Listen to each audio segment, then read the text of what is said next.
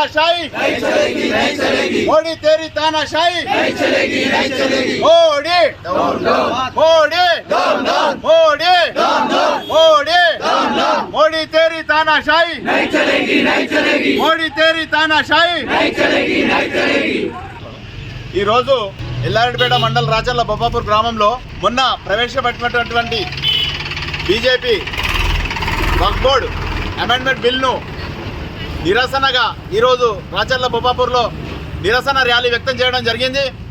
అలాగే వక్ఫ్ బోర్డు ఒక వ్యవస్థకు చెందింది, కానీ ఈరోజు సుప్రీంకోర్టు కూడా దాన్ని వక్ఫ్ బోర్డును ఎలా చేర్చుకుంటారు ప్రభుత్వంలో అని చెప్పి ప్రశ్నించడం జరిగింది కేంద్ర ప్రభుత్వాన్ని.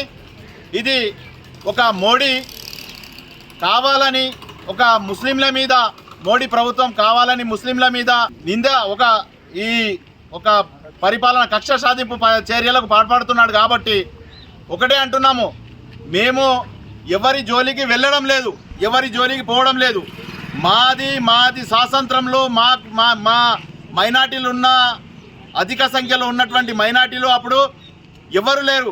భారతదేశం మాది, భారతదేశం ఉమ్మడి మన లౌకిక దేశం. కాబట్టి ఈ ముస్లింలకు కూడా, ముస్లింలు కానీ, జైన్లు కానీ, సిక్కులు కానీ, క్రైస్తవులు కానీ అందరికీ సమాన హక్కు ఉంది. మేము తక్కువ ఉన్నాం కాబట్టి మమ్మల్ని మైనార్టీలుగా పిలవడం జరుగుతుంది. అంతేగాని ఒకటే పెట్టి ఒక కులాల పేరుతో, ఒక మతం పేరుతో రెచ్చగొట్టి ఈరోజు కేంద్ర ప్రభుత్వం పాలిస్తుంది కాబట్టి, విభజించి పాలిస్తుంది కాబట్టి మేము ఒకటే అడుగుతున్నాం.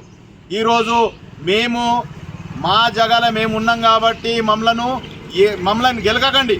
ఒకవేళ గెలికితే బీజేపీ నాయకులారా ఒకటే చెప్తున్నాం, గెలికితే మాత్రం మేము జైళ్ళు నింపేటానికి కూడా, జైళ్ళల్లో కూడా ఉండేటందుకు, జైళ్ళు నింపేటందుకు కూడా రెడీ ఉన్నాం.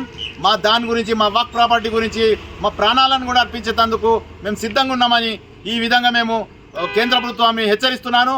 మరి అలాగే రాష్ట్ర ప్రభుత్వాలు కూడా, ప్రతి రాష్ట్ర ప్రభుత్వాలు కూడా దీని మీద ఆలోచించి మైనార్టీలకు, ముస్లింలకు న్యాయం జరిగేలా ఇయ్యాల. మాదే కాదు, రేపు ప్రతి ఒక్కరిది దీనికి క్రైస్తవులు, జైన్లు, బుద్ధులు, బౌద్ధ మతస్థులు, మళ్ళీ సిక్కులు అందరు కూడా వ్యతిరేకిస్తున్నారు. వాళ్ళ పార్టీలో కూడా కొందరు ఎంపీలు వాళ్ళ మనసును చంపుకొని కూడా ఈ బిల్లును పాస్ చేయడం జరిగింది.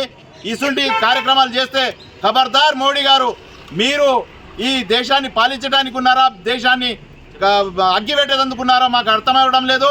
మా జోలికి వస్తే, మా వక్ఫ్ ప్రాపర్టీకి జోలికి వస్తే మాత్రం ఆ హైకోర్టు, సుప్రీంకోర్టు మేము తీర్పును మేము శిరసా వహిస్తాము.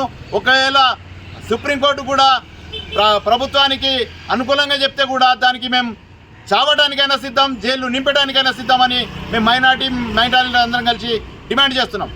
జై వక్ఫ్ బోర్డ్.